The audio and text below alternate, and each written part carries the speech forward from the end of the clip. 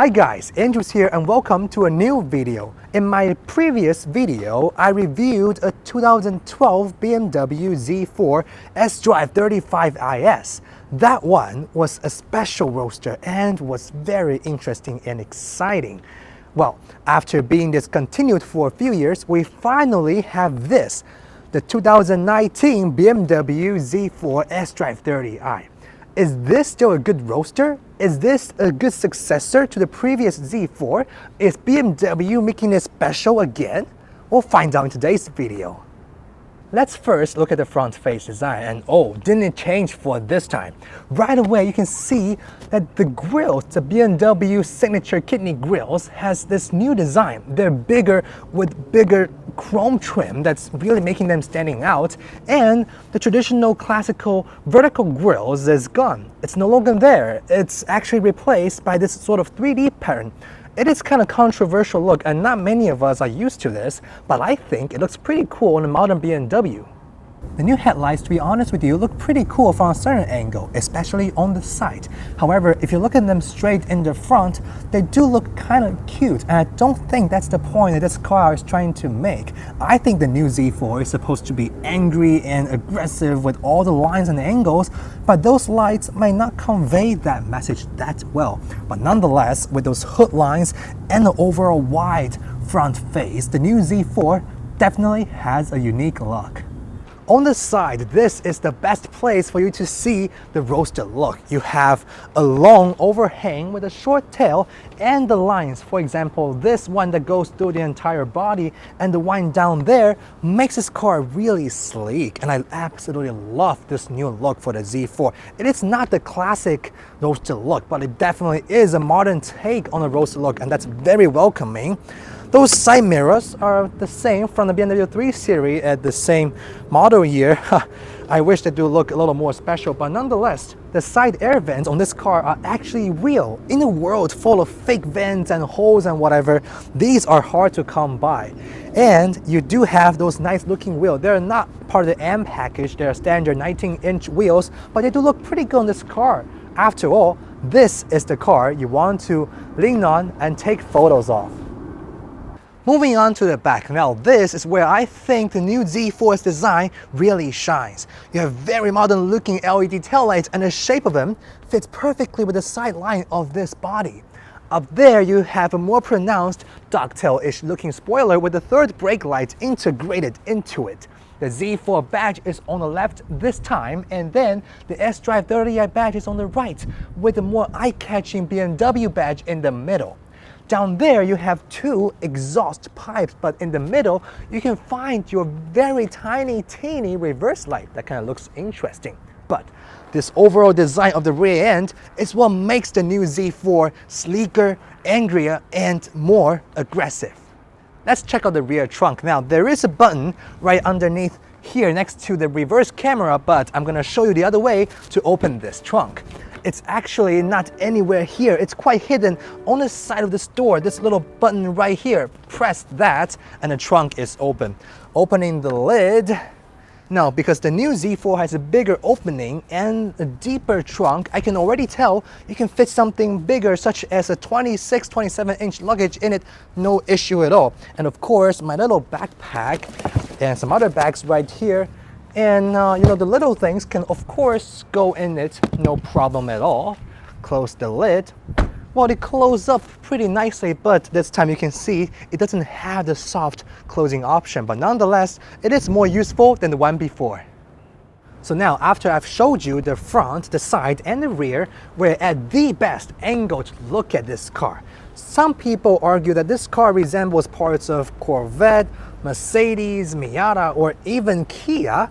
I think they may be right. However, when you combine everything into a single package, it is one unique looking sports car and a good looking roadster in my opinion, as for modern standard.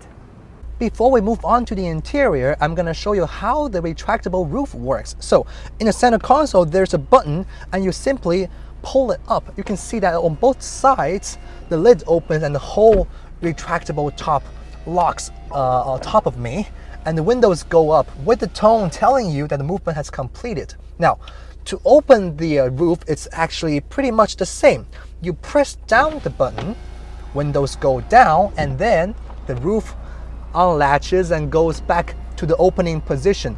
This whole process takes only about 10 seconds, which is half the time than the previous E89 Z4. Although many people, including me, miss the old Z4's hard top, but I have to admit, with a soft top, it is much quicker and more convenient to use. Now, getting inside the new BMW Z4, oh, instantly, this interior, it's much more refined than the old one. In the old one, it doesn't look symmetrical, but this one, even though it's still not completely symmetrical, it's much more driver focused. You can see that everything is sort of angled towards me. The sitting position in this car is quite low. You're actually quite sunk into the seats and you're kind of pointing upward to see the hood in front of you. The seats are so nicely designed and I absolutely love the stitches, especially on the upper portion of the seats. In the middle, there's a hole. I'm not sure what that hole is for, but I think it's more for styling purposes because there's nothing going through it and it's not an air conditioning hole in some sports cars. The steering wheel, oh, I can feel it right now. I actually like the old one better because this one is a little bigger than the old one, and especially with the thumb cutout is okay, but your pinky's cutout, it's not really ideal. It's not a very sporty steering wheel that I will call it.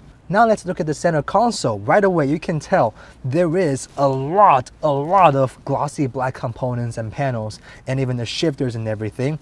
Well, the good thing is the buttons that you touch are now made of matte black material, so you wouldn't leave any fingerprints on them, which is really nice. Now, speaking of the cup holder situation, in the old Z4, you've got a cup holder sticking into the center console and two inside the storage area. Well, those two in the old one aren't really useful. They're pretty shallow and small.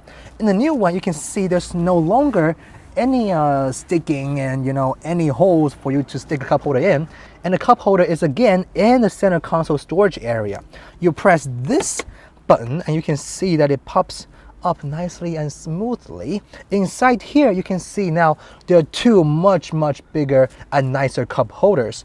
And this is where the attention to detail really works. You see, in the older Z4, if you put a drink into the cup holder in the center console area, it will sacrifice the entire armrest. But in this new one, you see, again, I'm talking about unsymmetrical design. This piece is bigger, that's smaller. It doesn't make sense in the first place. But once you open it and you put a drink in it, like this, you will see that you can actually close the smaller piece, and that still acts as the armrest, which is much better than having to sacrifice the whole armrest just for the drink. The door panel has a good amount of soft material and some leather, and the stitching, the two-tone stitching actually works really well with a two-tone door panel. Put your arm right here. The overall feel in this car, it's actually more comfortable than the old one. In the middle, you have a 10-inch display, touch display to be exact, and in the middle it's a giant 12.3-inch instrument cluster that shows you everything. The homepage has a very nice layout. You have map, media, communication, drive style analysis, data since individual. Everything is in little blocks and making navigation very easy. Going to car, I'm really amazed by the animation that this makes. As you twist the knob in the middle, the car rotates and the animation is so super smooth. And the whole thing looks very nice to the eye, very clean. The colors are perfect in this car. You go back to home, it just instantly jumps back, no lagging whatsoever. This is what an infotainment system should be like. Oh, and did I forget to mention that the touch response on this display is absolutely amazing and instant. This almost feels like a real smartphone, and that is what every automaker should try to achieve. Moving on to the instrument cluster. Now, some people do complain about the instrument cluster in the middle. Yes, it's now got this little weird layout with tachometer on the right and a speedometer on the left. And there is something about this that's not convenient, which is you don't get to see every important information that you want to see. For example, the mileage, it's not on there by default. You have to go press the BC button on the left with this left stalk, And you can switch between different data on the right side of the screen, telling you the current horsepower, G-force, and all that. When you go into comfort, it has this orangey looking color. Maybe that's telling you, well, this car is already very sporty, because usually we associate comfort with silver or something a little cooler. You go into Eco Pro. Now, this whole thing goes into this silver and blue looking color theme, and then you go into sport, everything turns to red. Of course, has to be red. Now let's check out the heart of the BMW Z4 sDrive30i. Under the hood, we have a 2-liter inline-4 engine that is turbocharged with 255 horsepower and 295 pound-feet of torque. This engine is paired with an 8-speed ZF automatic transmission that can go from 0 to 60 in 5.2 seconds with a top speed of 155 miles per hour. Now, if you look at the engine, you can see that it is really pushed back. According to BMW, this is to give the new Z4 a 50-50 weight distribution, thus giving it better handling and control. Well, set all these aside, let's take a listen of how this sounds.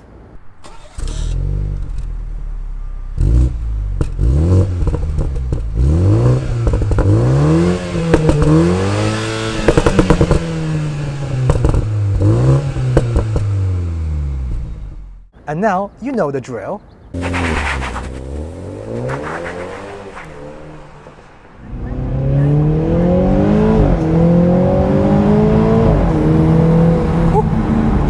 Okay. Wow. This is still a pretty fast car. It is a pretty fast car indeed.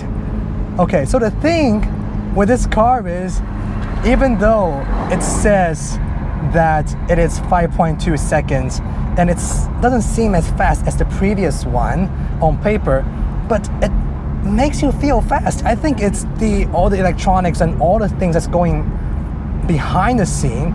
It's not the quickest car, but it does make you have that fast sensation. Now with the open roof, you got really good visibility. That's the case with the previous BMW Z4, but in this one, the visibility is even better. Just cruising in the city, in comfort mode, it's actually pretty good. I would say this is better than the comfort mode in the older Z4. That one, as I said in the previous video, even though it is an older Z4, it's in comfort mode, it was sort of the modern sports mode, and the Sports Plus in that car was like race mode in today's standard. And this car does make that feel really nice. It is a comfortable cruiser, I would say. See, that's the beauty of Roadster. It should have the sports car characteristics, but it should also be something that you can relax and be happy and have some fun, especially in California. Now we're going on to a busier area, so I'm gonna put the roof back up again. See the insulation, it's really nice. And windows closes up, you're good to go again. No cars right next to us. The thing with this car, when the roof is up, is it doesn't feel claustrophobic. In the other Z4, in the older Z4, it feels claustrophobic. I think because this car is overall a larger car, and that is actually quite nice because it gives you better visibility. In comfort mode, as you can see, the car has the auto start stop function that shut the car down to save fuel or whatever. Well, I don't think that's something that is necessary in a sports car. Well, it does have comfort mode. It is in comfort mode, so I can't argue with that. Maybe that can really help.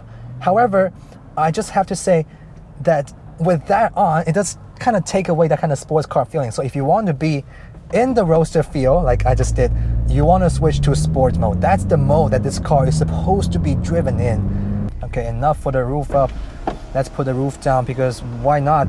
This is what you do a convertible for. You have the roof down and you enjoy this really open area. Okay, let's give this car a corner. It is nice. Now let's try with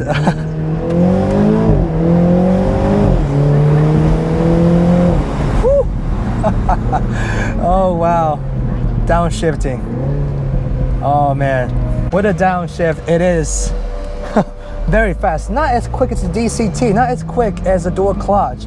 I prefer this car to have some dual clutch action, but it's not bad. It's still pretty fast. and it pops when you downshift it. I'm gonna, like this. You hear that? It's kind of that lower tone popping. That was the same with the older BMW Z4, so I'm glad BMW had that. It's just that it's really predictable. Almost every time you downshift or slow down, it pops. It's so something that's always there. So I'm the kind of person who actually like it, but if you don't, then that could be kind of annoying. The steering on this car, it's nimble. As you can see, I'm doing what I'm doing. It pulls you away quickly and it's quite accurate. And it's more accurate than the one before. But I have to say, it still has a bit of sponginess to it.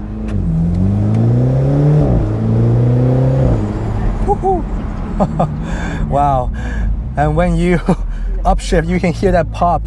You hear that really nice, that kind of action. Shifting. Wow, I only wish those pedals were made of metal because that would be much nicer. But if you want to have more of that Roadster fun, I recommend you put into sports modes because that just give this baby. Yes.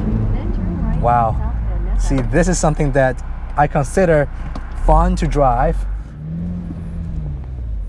So, the answer, is this still a good Roadster? I think it is. I think it is fun to drive. It's got the excitement. It's got a big overhang. It's something that you get sink into the seat and you look at the big hood and enjoy the sunset on your face. Is this a good successor to the previous Z4? Well, I don't really think so. I think this car is quite a different story from the previous Z4. The previous Z4 is more classic. It's got more of that romance, while this Z4, the new Z4 Roadster, it's a more proper sports car. And lastly, is this something special that BMW made? I think it is. Nowadays, in a market that it's full of SUVs and pickup trucks and bigger cars are taking all over the place, having something like this behind me, it's still pretty special and it is still a treasure to have. Now, I'm going for another spin, so no more talking, but please remember to like this video, comment and share with your friends, and of course, subscribe to my channel for more videos. I will see you soon in the next one.